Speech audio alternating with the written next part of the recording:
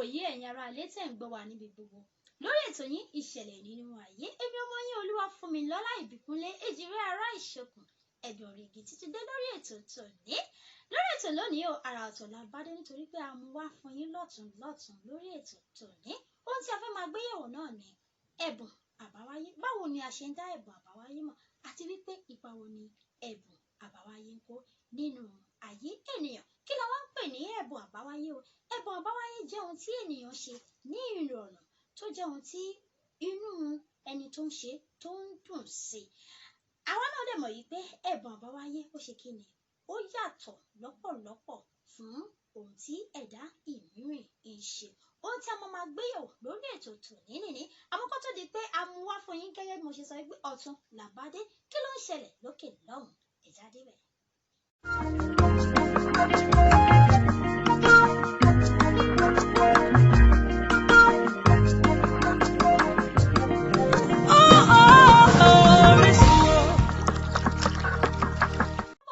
Sórí ètò yín ètò wa ìṣẹ̀lẹ̀ nínú ayé. Ǹjẹ́ tí ẹ bá ṣe ń darapọ̀ mọ́ wa lórí ètò tòní, ohun tí à ń gbéyẹ̀wò náà ni ẹ̀bùn àbáwáyé. Báwo ni a ṣe ń dá ẹ̀bùn àbáwáyé mọ̀? Ipa wo ni ẹ̀bùn àbáwáyé ń kó nínú ayé ènìyàn? Gẹ́gẹ́ bí mo ti sọ síwájú wípé àrà ọ̀tọ̀ la bá dé lórí ètò tòní. A ti kọjá lọ, a ti ṣe ìwádìí, wọ́n sì ti bá wa dá sí lórí ipa tí ẹ̀bùn àbáwáyé ń kó nínú ayé ènìyàn. Ẹ̀yin ará ilé, ẹ já gbọ́ ohun tí àwọn olólùfẹ́ wa sọ nípa ẹ̀bùn àbáwáyé. Ǹjẹ́ ẹ lè bá wa dárúkọ yín àwọn ará ilé? Èmi ni Elder Paul Mísẹ̀kọ́. Ẹ ṣé gan. Ìbéèrè tí a ní fún yín náà léèrè ni wípé báwo ni a ṣe ń dá ẹ̀bùn àbáwáyé ènìyàn? A lè sọ wípé ẹ̀bùn àbáwáyé ó jẹ́ ìtàpè ní ability tí Ọlọ́run fi sínú ènìyàn láti lè lò níbi tíbikíbi tó bá ti bá ara rẹ̀, láti lè lò pẹ̀lú àwọn ènìyàn ní àyíká rẹ̀, láti lè mú kí àwọn ènìyàn mọ rírì Ọlọ́run nínú ayé tí a wà. A lè pè yẹn ní ẹ̀bùn àbáwáyé. Ohun tí Ọlọ́run fi sí ayé ènìyàn gẹ́gẹ́ bí ohun ìdánimọ̀ lọ́tọ̀ tí ènìyàn lè lò tó lè máa múnú Ọlọ́run dùn ní àyíká láti mú àwọn ènìyàn mọ rírì agbára Ọlọ́run. Ẹ ṣé gan. Ipa wo wá ni ẹ̀bùn yìí ó ń kó nínú ayé èèyàn? Ẹ̀bùn máa ń kó ipa tó pọ̀ nínú ayé ènìyàn o. Tí ẹnikẹ́ni tó bá gbìyànjú láti ṣàwárí ẹ̀bùn tọ́lọ́run fún òun tó bá sì ń lò, number one, ẹ rí wípé inú Ọlọ́run ó kọ́kọ́ máa dùn sí olúwa rẹ̀. Ẹni yẹn á ní ayọ̀ pé òun ṣe kinní kan ní ibi tí òun wà tó múnú Ọlọ́run dùn tó sì múnú àwọn ènìyàn dùn. So ó kó ipa lọ́pọ̀lọpọ̀ tó dára. Relationship ẹni yẹn àti Ọlọ́run ẹ rí pé yóò dán. Inú Ọlọ́run ó máa dùn sí, inú òun náà ó sì máa dùn sí Ọlọ́run. Yóò sì máa ẹ rí pé yóò máa gbìyànjú láti rí pé òun ò wà ní ìjákulẹ̀ nínú lílo ẹ̀bùn yìí. So ó dára tí ènìyàn bá ń lo ẹ̀bùn tí Ọlọ́run fún, ó máa ń mú kí ènìyàn dàgbà nípa ti ẹ̀mí àti nípa ti ara, ó sì máa múnú Ọlọ́run dùn á sì múnú òun fúnra rẹ̀ lò bákan náà. Ẹ ṣé gan, dádì wa Mísẹ̀kọ́, ẹ ṣé gan. Ǹjẹ́ ẹ lè bá wa dárúkọ yín fún àwọn ará ilé?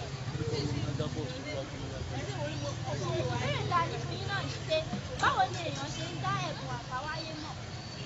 Ẹ̀bùn àbáwáyé ó dúpẹ́ ní èèyàn bá ṣe ń dàgbà. Ẹlòmíràn àti òbí mọ ẹ̀bùn tọ́lọ̀ fún tó bá bẹ̀rẹ̀ sí so màá sọ èyí díẹ̀ tó bá bẹ̀rẹ̀ sí practice. That is, practice means kéèyàn máa fi ṣe ọlójúkú, máa fi ṣe bí máa lọ fún máa lọ. That's the way they are. Àwọn ẹ̀bùn yìí nígbà téèyàn bá wá dàbọ̀, ipa wo lẹ rò fún nínú ayé èèyàn? A gbéyàn lọ síbi tí ìgbà mi wà tó mọbi tó lè dé pẹ̀lú tó bá ti lè lo talent dáadáa. Èyí wà tó rò kó lè dé tí wàá dẹ́ kọjá lọ. Because òyìnbó sọ pé practice make perfect. So when you practice, á gbé ẹ̀ débi tí o expect at all. Ẹ rí bẹ́ẹ̀ pé ó happen lóòótọ́. Ẹ ṣé gan, Mr. Wabon, ṣe. Ẹ káàsán dádì wa, ǹjẹ́ ẹ lè bá wa dárúkọ yín fún àwọn ará ilé? Orúkọ mi ni Alàgbà Akínọlá. Ẹ ṣé gan. Ìbéèrè tí a ní fún yín náà ni pé báwo ni èèyàn ṣe ń dá ẹ̀bùn àbáwáyé mọ̀ tí olóyìnbó ń pè ní talent? Ká tó sọ̀rọ̀ yẹn, kí ni à ń pè ní ẹ̀bùn àbáwáyé ẹ̀bùn tí èèyàn mú wá láti ọ̀run wá ó yẹ kí èèyàn kọ́ ní sọ ìtumọ̀ yìí.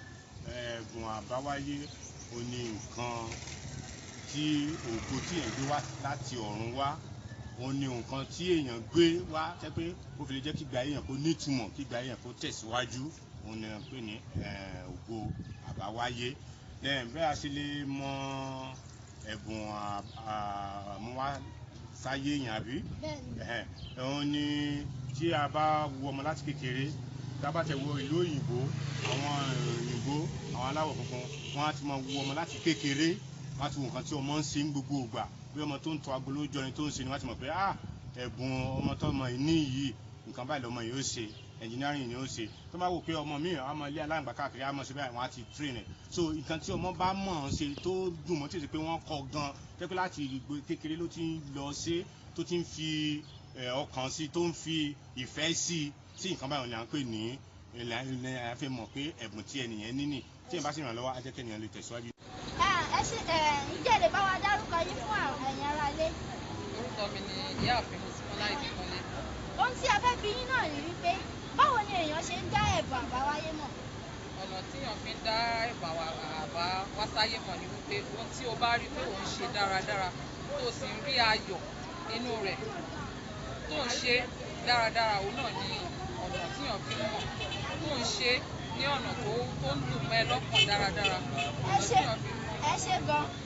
Àti pé ipa wo wá ni àwọn ẹ̀bùn yìí ló ń kó nínú ayé wa? Ó ń kó ipa púpọ̀ nínú ayé ènìyàn.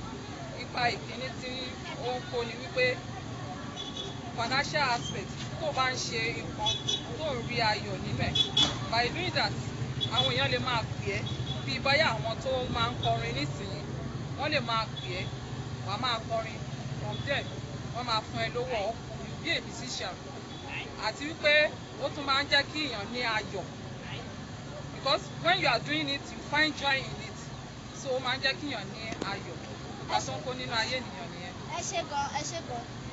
Sọ dájú wa, ǹjẹ́ lè bá wa dárúkọ yín fún àwọn ará ilé? Ẹ ṣeun, orúkọ mi ni Ẹ̀dá Abíọ́dún Nathaniel Mẹ́sẹ̀kọ́. Ẹ ṣé gan. Ìbéèrè ta ní fún yín náà ni pé báwo ni èèyàn ṣe ń dá ẹ̀bùn àbáwáyé mọ̀? Ènìyàn lè dá àmọ̀ nítorí gbogbo ènìyàn tí Ọlọ́run dá sílé ayé yìí ló dá tòkòtò. Ọlọ́run sì ti fún oníkálukú ní ẹ̀bùn rẹ̀, èyí tí ó lò, èyí tí ó lànà fún. Tẹ́ bá rí àwọn ọmọ kéékèèké ní ìgbà míì, ọmọ mìíràn láti kékeré báyìí á bẹ̀rẹ̀ sí máa lù ìlù, tí ò bá rí a máa sunkún, kò sí nǹkan tó bá rí nílẹ̀ kó má mú a máa fi lù. Àwọn ọmọ míì àwòrán ní tiwọn. Of recent, ọmọ kan àti mọ̀mọ́ rẹ̀ wọ́n ń lọ ní ìgboro, mọ̀mọ́ ẹ̀ wá pààkì fún òun fẹ́ ra nǹkan, ó wá rí àwòrán gómìnà, ọmọ yìí ṣe yọ pẹ́ńsù jáde nínú ṣéèdì mọ̀mọ́ ẹ̀ nìyí, ó bẹ̀rẹ̀ sí í yà. Ìgbà tó máa yà tán, ó wá rí bí ìyàwó gómìnà yẹn lọ fúnra rẹ̀. Mọ̀mọ́ rẹ̀ wá dé wá rí ní eléyìí ní nǹkan kọ́ ló máa ta. Bí mo ti ń sọ̀rọ̀ ìyẹn ti di adopted child. Ẹ ṣé gan. Tí ènìyàn bá wá dá àwọn ẹ̀bùn yìí mọ̀, ipa wo lẹ rò pé ó ń kó nínú ayé? Tí ènìyàn bá ti dá àwọn ẹ̀bùn yìí mọ̀, kó máa ṣiṣẹ́ lé, immediately tó bá ti dá mọ̀, kó máa ṣiṣẹ́ lé. Kí àwọn òbí rẹ̀ náà wọ́n má ṣe pàtì, wọ́n má neglect ẹ̀, wọ́n bá fọwọ́sowọ́pọ̀ pẹ̀lú rẹ̀. Àwọn tí à ń gbórúkọ wọn lónìí, bóyá bí agbábọ́ọ̀lù ni o, bóyá bí àwọn olórin ni o, ẹlòmíì láti bí ọdún mẹ́fà, somebody like me, I started singing from the age of 8. I became a star and God to the glory for where I am today. Ẹ ṣé gan. Thank you very much. Ẹ ṣé gan. Ohun tí a fẹ́ bi yín náà ni wípé kí ni à ń pè ní ẹ̀bùn gan? Ẹ ṣé olóòtú, tá a bá ń sọ̀rọ̀ nípa ẹ̀bùn, à ń sọ̀rọ̀ nípa ohun tí Ọlọ́run fi sínú ayé ẹyọ ẹni kọ̀ọ̀kan. Èyí tí Ọlọ́run dẹ̀ ń retí kí gẹ́gẹ́ bí irú ẹni bẹ́ẹ̀ kí ó lò láti fi fa àwọn ènìyàn wá sí ọ̀nà tí Ọlọ́run. Then tá a bá ń sọ̀rọ̀ nípa ẹ̀bùn gan, ẹ̀bùn jẹ́ ohun tó máa ń la ọ̀nà fún ènìyàn nínú ayé. Ẹni tó bá ní ẹ̀bùn tó bá kọ̀ tí ò bá lo ẹ̀bùn rẹ̀, ó ṣeéṣe kí Ọlọ́run ó gbà kó fi fún ẹlòmíràn. Ẹ̀bùn jẹ́ ohun tó máa ń lànà fún ènìyàn nínú ayé. Tí ènìyàn bá ní ẹ̀bùn kan tó bá kọ̀ tí ò bá lò ó jẹ́ ohun tí ò dára rárá àtọ̀. Torí ẹ̀bùn jẹ́ ohun tó yẹ ká lò láti fi gbé àwọn kan dìde kúrò nínú ipò ilẹ̀ tí wọ́n wà. Ṣùgbọ́n nígbà tá a bá kọ̀ tá a bá lò, àwọn yẹn máa wà nínú ipò ilẹ̀ tí wọ́n wà. Oríṣiríṣi ẹ̀bùn ló wà. Ẹ̀bùn àsọtẹ́lẹ̀ wà, ẹ̀bùn ọ̀yàyà wà,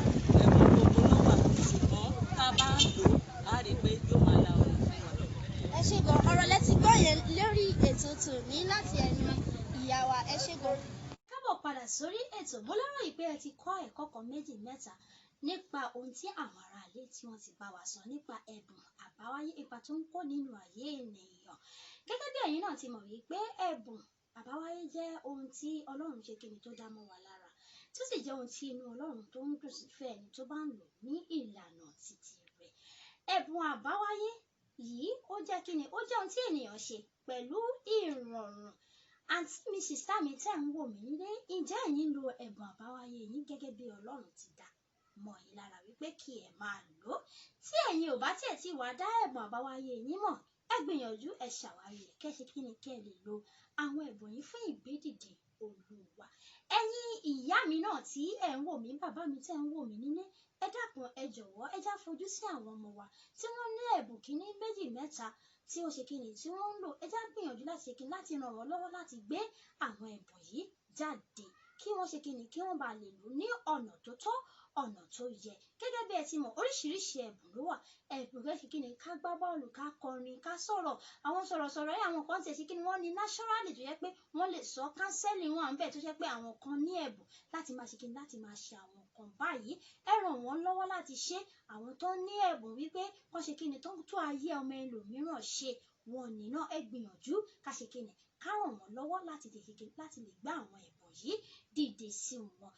A ò ní rí jù báyìí lọ lórí ètò tèmi. Gẹ́gẹ́ bí ẹ ti mọ̀ lórí ètò yìí wípé ẹ̀yin ará ilé tí ẹ bá sì ní àwọn ìdáhùn tí ẹ fẹ́ fi ránṣẹ́ sí wa lẹ́yìn ètò yìí, nọ́mbà wa ò yí padà 081 45 41 46 93. Bákan náà ni lórí YouTube channel wa Ìbíkúnlé Kenneth, lórí Instagram wa Olúwafúnmilọ́lá/Ìbíkúnlé. Èmi ọmọ yín Olúwafúnmilọ́lá Ìbíkúnlé ló ń sọ fún yín wípé ó dọ̀jọ́ mọ́jọ́ ire o.